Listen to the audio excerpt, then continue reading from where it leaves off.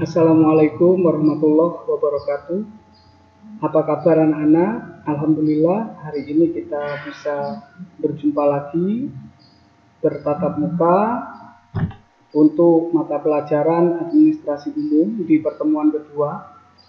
Pada pertemuan kali ini saya akan membahas mengenai poin KD 3.2 dan 4.2 menganalisis jabatan, tugas, dan uraian pekerjaan pada kegiatan administrasi dan membuat uraian tugas setiap tingkatan jabatan pada kegiatan administrasi.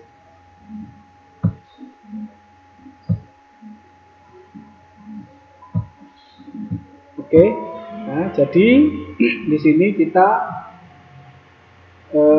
belajar apa yang dimaksud dengan analisis jabatan.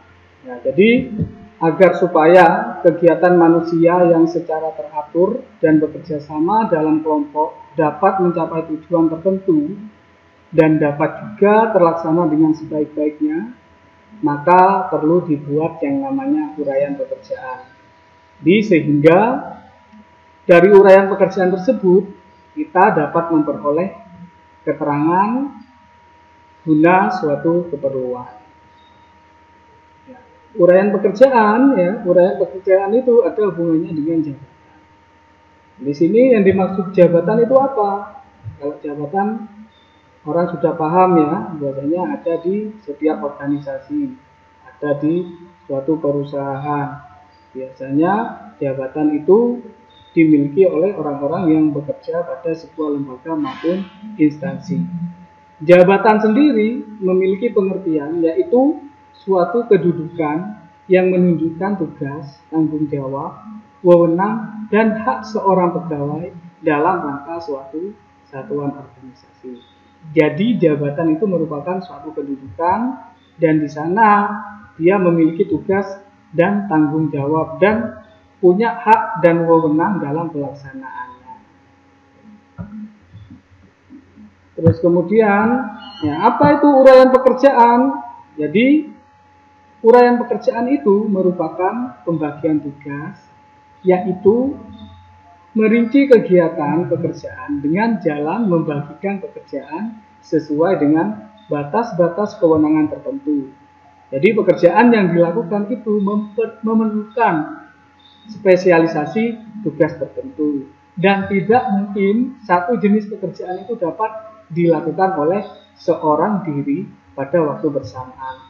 Dengan demikian perlu adanya uraian pekerjaan atau pembagian tugas. Kenapa perusahaan itu membutuhkan karyawan yang banyak? Agar mereka bisa melakukan tugas yang sudah dibagi oleh perusahaan. Makanya perlu adanya uraian pekerjaan agar supaya beberapa pekerjaan bisa dilakukan oleh banyak orang. Jangan sampai banyak pekerjaan dilakukan oleh satu orang, maka hasilnya biasanya tidak maksimal. Jadi tujuan adanya uraian pekerjaan itu agar memudahkan seorang karyawan melakukan kegiatannya sesuai dengan spesialisasinya atau keterampilannya.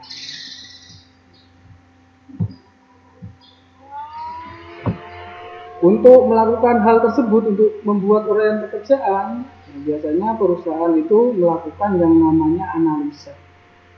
Karena di sini kaitannya dengan pekerjaan, berarti perusahaan biasanya melakukan analisis jabatan sebagai pedomannya untuk melaksanakan kegiatannya, untuk merekrut SDM, dan untuk memenuhi kebutuhan pekerjaannya.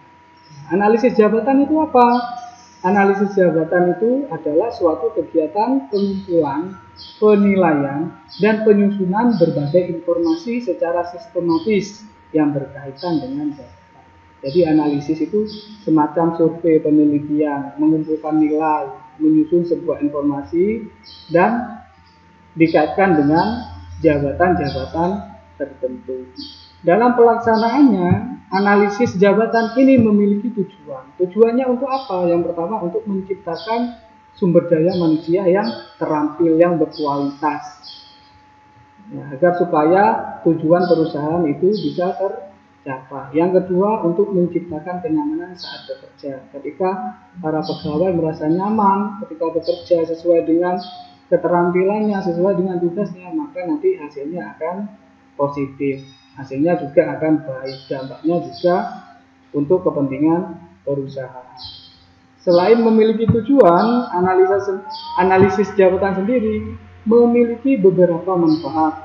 Yang pertama, sebagai pertimbangan dalam penarikan seleksi tenaga kerja. Yang kedua, untuk menyusun uraian jabatan dan untuk penempatan posisi dari tenaga kerja, itu manfaatnya. Yang ketiga, untuk menyusun spesifikasi jabatan dan promosi jabatan pada tenaga kerja. Yang keempat, sebagai penetapan imbalan bagi pemegang jabatan.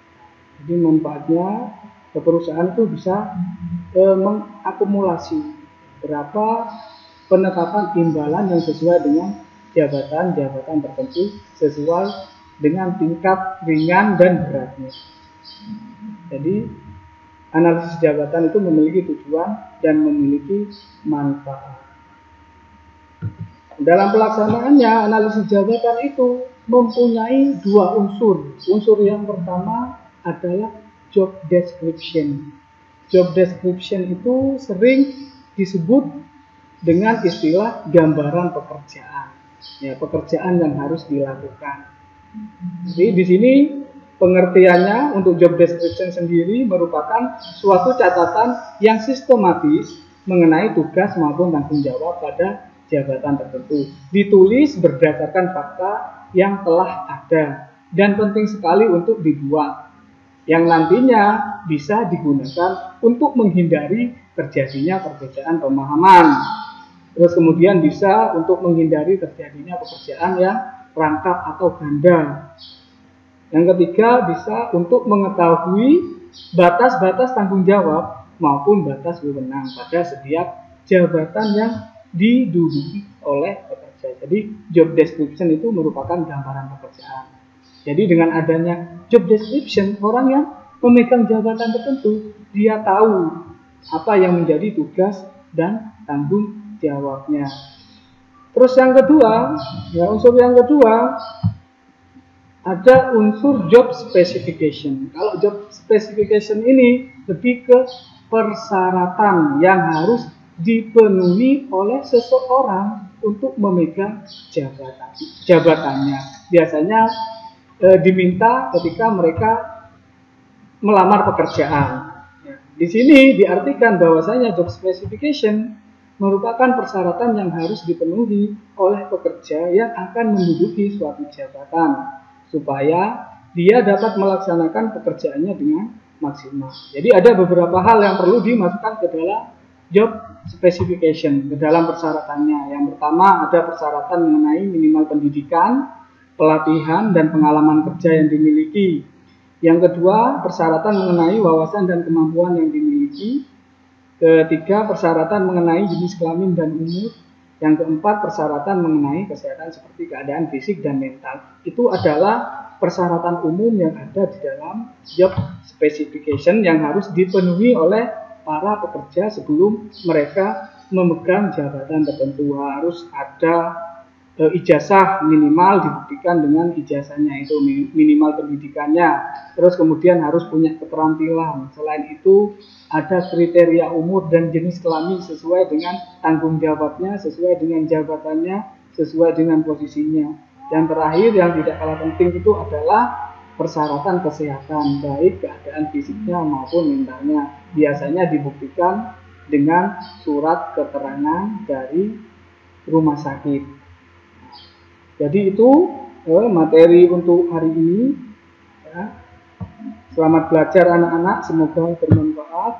Saya akhiri. Wassalamualaikum warahmatullahi wabarakatuh.